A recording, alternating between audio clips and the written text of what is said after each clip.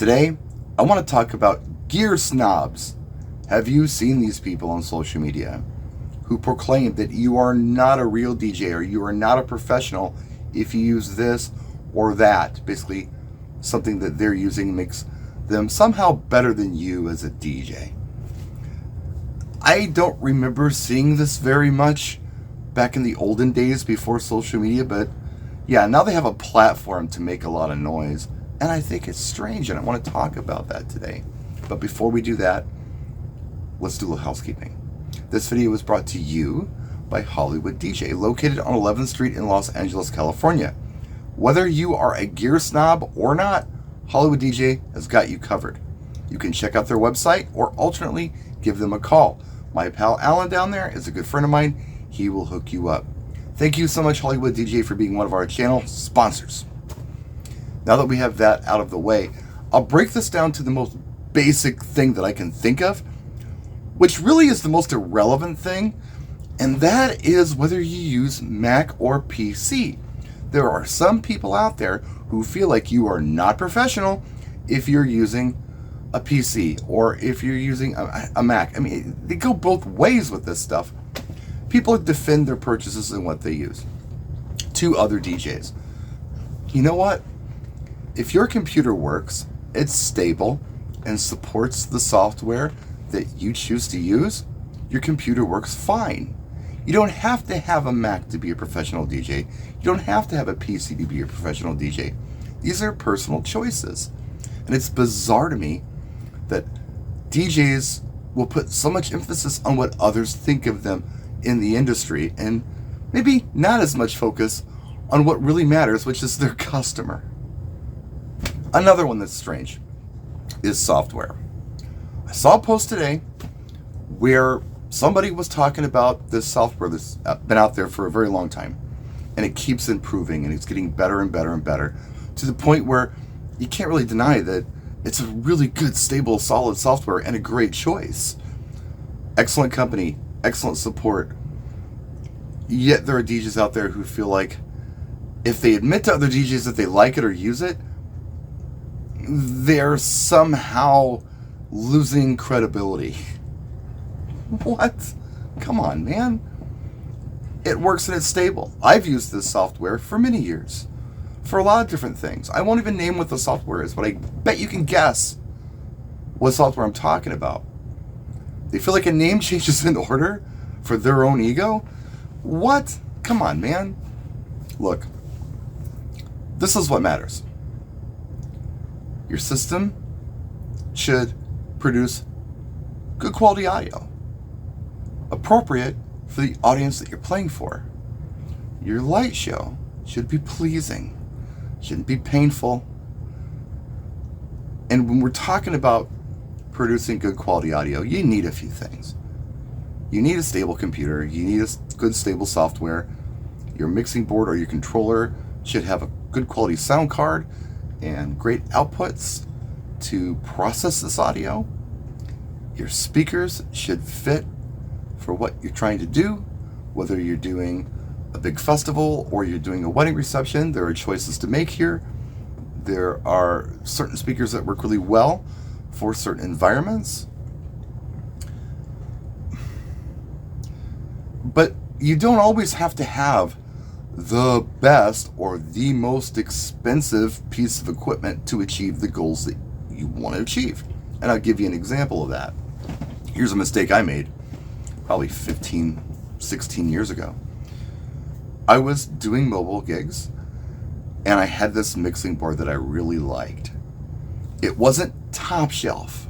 It was maybe a shelf or two below that, but I thought it worked fantastic. It was a great value, but it sounded great, had really cool features. And then I started doing work at this club, and part of the thing that I had to do at this club was install some equipment. And when it came to the mixing board, I thought, well, you know what? I'll use the same mixer that I use on my mobiles because it's a great value and it sounds fantastic. Yet, about every 6 months at the club, I had to replace the mixing board because something would break on it. And the reason it was breaking was because it wasn't really made for being used 6 nights a week like it was in this environment. It was something that I was doing just fine with. Going out on mobile gigs, maybe a few times a month. Lasts me for several years, maybe 3 years, maybe less, I don't know. But for constant use, maybe something with a little bit better build quality would have been in order. That would have been a smart thing to do. But I didn't do that. Just because it worked for one application doesn't mean it's always going to work great for the other application. And that's with anything. You might not necessarily need top shelf equipment if you're not going to be putting it to the test. There are a lot of people who like to mix up their light show every year or so. And if that's the case, maybe you don't need the most expensive lighting out there. Maybe you can get by with something that is budget friendly. It gives you the opportunity to mix it up a little bit. Some of the stuff is like almost disposable sometimes, right? I mean, at the price point. I use premium lighting, and the reason I do is because, well, it has to do with control and my needs. But if my needs were different, I probably wouldn't need this stuff. You see what I mean? When it comes to things like your lighting and your sound, as far as your speakers go, that's something your audience is experiencing firsthand. Like they're hearing the sound out of your speakers that's being produced by your controller or mixing board. What they're not seeing or hearing is whether you've chosen one of the big 4 DJ softwares out there. They all sound great. They do. Today, they all sound really good. Some may be more stable than others, depending on how you're using them.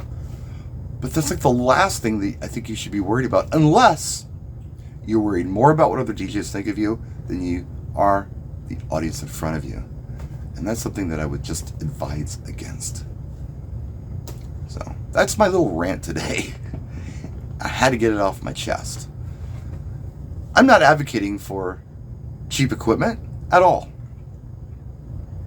But I'm also not trying to beat anybody up for their equipment choices if they've thought it through. If someone was doing something like I was doing 15 years ago, where I was putting this, I'll call it a sub-premium piece of equipment in an install situation and it just wasn't working out, then in that case, yeah, I'm wrong. And if I were to say something on social media about it, someone might say, hey, look, here's the problem.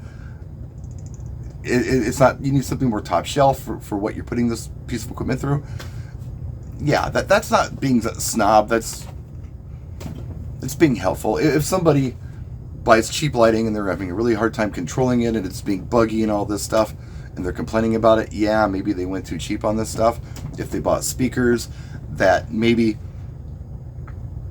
weren't loud enough or too loud or didn't sound great, yeah, let's talk about this. I've been to parties where, it's a social event. People are sitting at tables talking. That's the activity they want to do. There's a DJ there, and in their brain they're thinking to themselves, why is anybody dancing? They're just sitting around. Maybe if I turned it up, they'd be forced to pay attention to me and they come out and dance. So they do turn it up, and what ends up happening is the audience just leaves because they can't talk anymore. That's the activity they wanted to do.